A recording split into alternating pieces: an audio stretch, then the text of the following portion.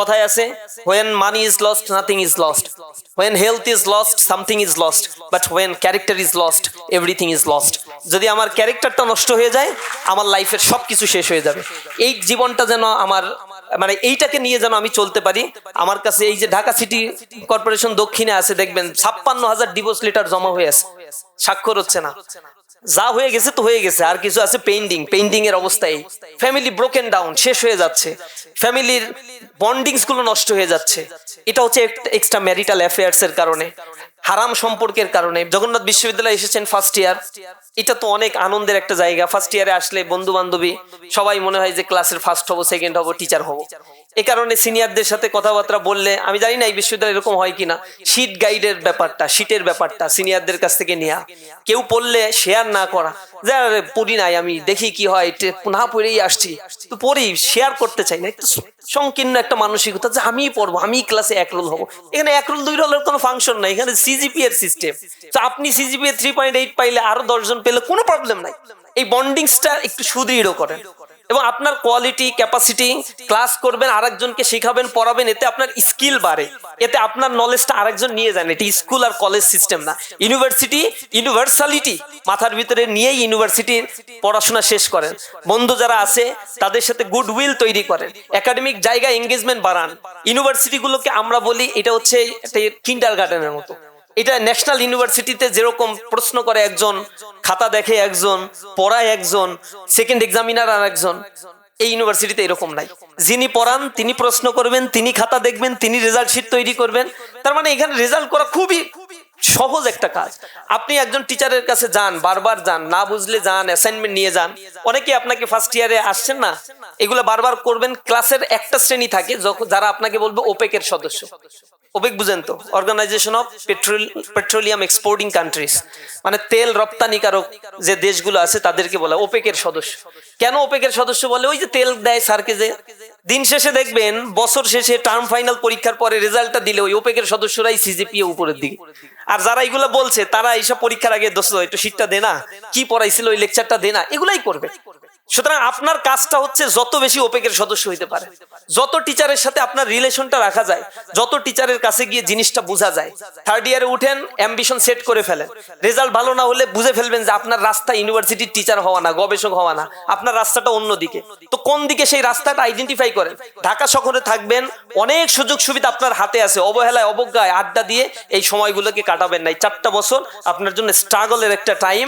এই সময়টা আপনি যত বেশি লিঙ্ক আপ তৈরি করতে পারবেন, নেটওয়ার্কিং তৈরি করতে পারবেন, নিজেকে ডেভেলপ করতে পারবেন, তত বেশি সাইন করতে পারবেন। আমরা আশা করি প্যানেলিস্টরা আলোচনায় আপনাদের এই জিনিসগুলো ধরিয়ে দিয়েছে। রাশ রিয়ালিটিটা বোঝার চেষ্টা করেন। এই জগন্নাথ বিশ্ববিদ্যালয়ের আমার স্টুডেন্ট অনেকেই আছে এই জগন্নাথ বিশ্ববিদ্যালয়ে পড়া পাস টাস করে বের হয়ে গেছে, চাকরি কপালে জুটতেছে না। কেন জুটছে না? কারণ এই লেখাপড়া, এই কাগজ, এই সার্টিফিকেট তাকে কিছুই দিতে পারছে না। এখন ওইখানে গিয়ে আবার তার সাধারণ জ্ঞান পড়তে হচ্ছে, ম্যাথমেটিক্স পড়তে হচ্ছে, হায়ার ম্যাথ পড়তে হচ্ছে বিসিএস এর জন্য, সায়েন্স পড়তে হচ্ছে। এগুলো যখন আবার তার পড়তে হয়, তাহলে আমার এই লেখাপড়া 4 বছর করে লাভটা হইলো কি? কেন আমাকে করানো হচ্ছে? এই কোশ্চেনের উত্তর আসলে কারো কাছে জানা নাই, কেউই এখনো দেয় না। কেন এই শিক্ষা কাঠামো, কেনই বা এই শিক্ষা কাঠামোকে আমাকে পড়ানো হচ্ছে? ইউজিসিও তার উত্তর দিতে পারে না।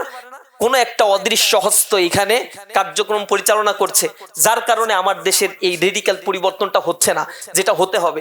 অনেক সম্ভাবনা আমার এই দেশের মধ্যে আছে। ইন হাউস এই দেশের মধ্যে যে পরিমাণে চুনা পাথর আছে, আকরিক লোহা আছে, কয়লা আছে, এদেশের যে হিউম্যান রিসোর্স আছে, সেগুলো যদি প্রপার ট্রেন আপ করা যেত, বাংলাদেশ প্রতি বছর $44 বিলিয়ন রেমিটেন্স থেকে আয় করে। বাংলাদেশ চলেই রেমিটেন্সের উপরে, দ্বিতীয় আর কোনো খাত রেমিটেন্সের প্যারালালি নাই। আপনারা বলবেন আরএমজি খাত, না, আরএমজি খাতের $22 বিলিয়ন বা $23 বিলিয়ন যদি আয় হয়, তাহলে $18 বিলিয়ন আবার বিদেশে আপনার পাঠায় দিতে হয় মেশিনারি কেনার জন্য, এরপরে আপনার সুতা কেনার জন্য, আপনার র মেটেরিয়ালস কেনার জন্য। আপনার হাতে থাকে $2 থেকে $3 বিলিয়ন, বেশি থাকে না এখানে। কিন্তু রেমিটেন্সের টোটাল আয়টাই হচ্ছে এই দেশের ইকোনমির টোটাল ভিত্তি। কিন্তু আনফরচুনেটলি সরকারি চ্যানেলে মাত্র $22 বিলিয়ন বা $23 বিলিয়ন রেমিটেন্স আসে আমাদের, আর বাকিটা হচ্ছে হুন্ডি বাট্টার মাধ্যমে আসে। গভর্নমেন্ট যেটার ফ্যাসিলিটিস পায় না, দেশের অর্থনীতি যার ফ্যাসিলিটিসটা পায়। আমাদের দেশে কর্মসংস্থান যদি সৃষ্টি করা যেত, অথবা বাইরের মাধ্যমে যে ট্রেনিং ইনস্টিটিউটগুলো আছে এগুলোকে সচল করে দেশের কর্মক্ষম জনগোষ্ঠী ইউনিভার্সিটিগুলোতে আপার লেভেলের ট্রেনিং ইনস্টিটিউটগুলো যদি চালু করা যেত, জগন্নাথ বিশ্ববিদ্যালয় যদি একটা ট্রেনিং সেন্টার থাকতো, আইটি ট্রেনিং সেন্টার, যেখানে এআই শেখানো হতো, জিমিনাই শেখানো হতো, চ্যাট জিপিটির কাজগুলো শেখানো হতো, আপডেট এই ভার্সনগুলো শেখানো হতো, তাহলে আপনাদের অনেক ইমপ্রুভমেন্ট হতো। আর্টসে পড়েন, আমি জানি না এখন এগুলো শেখানো হয় কিনা, আমি রিসেন্টলি খোঁজ খবর নিয়েছি, আর্টসের স্টুডেন্টরা পাস করে যায় কিন্তু স্টার্টার ব্যবহার তারা জানে না, পাইথনের ব্যবহার জানে না, সি প্লাস প্রোগ্রামিং এর ব্যবহারগুলো তারা জানে না। তো এই প্রোগ্রামিং এর ব্যবহার এই যুগে না জানলে আপনি হায়ার স্টাডি করতে যাবেন, মাস্টার্স করতে কোথাও যাবেন, দেখবেন আপনি অতল সমুদ্রের মধ্যে পড়ে গেছে যে কি শিখাইছে আমাদের। এখনো শুনি এসপিএসএস দিয়ে কাজগুলো করানো হয়, অথচ এর চাইতে অনেক আপডেট ভার্সন গুলো চলে আসছে। ইউনিভার্সিটিতে আসছেন, মাথার ভিতরে রাখবেন কিছু শিখে এখান থেকে যাব, কিছু নিয়ে এখান থেকে যাব। পরিবার আপনার জন্য ইনভেস্ট করছে, রাষ্ট্র আপনার দিকে তাকিয়ে আছে। এই ইউনিভার্সিটিতে পড়তে গেলে কয় টাকা খরচ হয়? আমরা ইউনিভার্সিটিতে পড়ছি, পার মান্থ 26 টাকা করে খরচ হয়েছে আমাদের।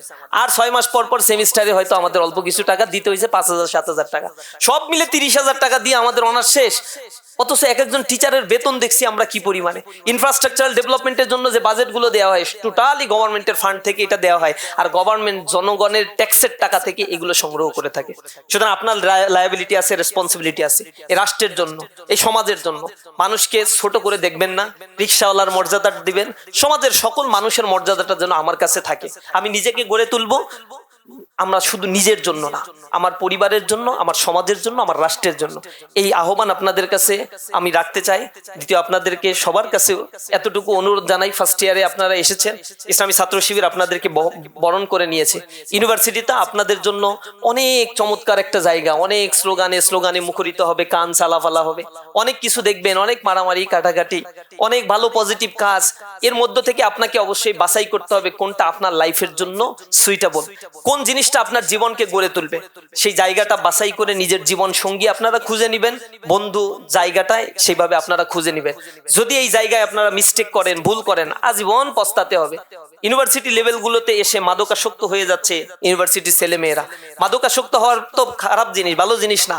এতে ক্যান্সারে আক্রান্ত হচ্ছে, ফুসফুসের রোগ হচ্ছে, অ্যারোগেন্ট হয়ে যাচ্ছে, ক্রেজি হয়ে যাচ্ছে, হিতাহিত নলেজ হারিয়ে ফেলছে। আমাদের বন্ধু বান্ধবদের মধ্যে অনেককে দেখেছি সিনিয়রদের সাথে ওঠা বসা করতে গিয়ে, জুনিয়রদের একটু র্যাক ট্যাক দিতে গিয়ে নিজেরা আবার সঙ্গ দোষে নষ্ট হয়ে যাচ্ছে, রেজাল্টটা ভালো করতে পারছে না, দিন শেষে নিজের অস্তিত্ব হারিয়ে ফেলছে। জব লাইফে গিয়ে এর সাফারিংসটা তারা হচ্ছে। নিজেকে একটু চেনার চেষ্টা করেন, বোঝার চেষ্টা করেন। আইনস্টাইন একটা কথা বলতো, life is like riding a bicycle, to keep your balance you must keep moving. জীবনটা হচ্ছে একটা বাইসাইকেলের মতো, যদি তুমি তোমার বাইসাইকেলের প্যাডেলটি ঘোরাও তাহলে তুমি তোমার ব্যালেন্সটা ঠিক রাখতে পারবা। লাইফের গতিটাও ঠিক রাখতে গেলে প্রতিনিয়ত স্ট্রাগল করেই আপনাকে চলতে হবে। যদি স্ট্রাগল আপনি না করতে পারেন, হয় ডান দিকে কাত হয়ে যাবেন অথবা বাঁ দিকে কাত হয়ে যাবেন। ব্যর্থ মানুষদের পৃথিবীর কেউ কখনো স্মরণ রাখে না। আপনি সফল হবেন, এই পৃথিবী আপনার জন্য। সফল মানুষদের গুণকীর্তন করে, তাদের পেছনে মানুষ ছুটে, তাদের নিয়েই সকল আয়োজন এই পৃথিবী রঙিন করে তোলে। সুতরাং সফল মানুষের কাতারে আমাকে সামিল হতে হবে, উন্নত চরিত্রের অধিকারী মানুষ আমাকে হতে হবে।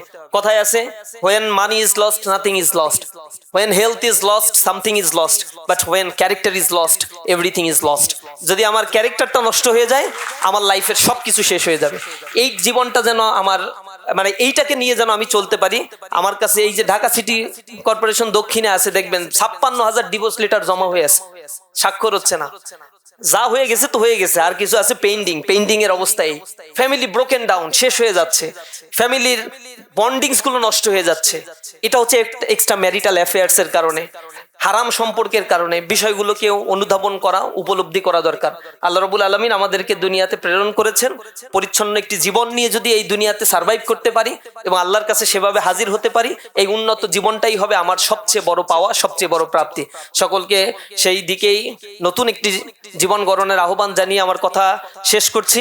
আসসালামু আলাইকুম ওয়া রাহমাতুল্লাহি ওয়া বারাকাতুহু।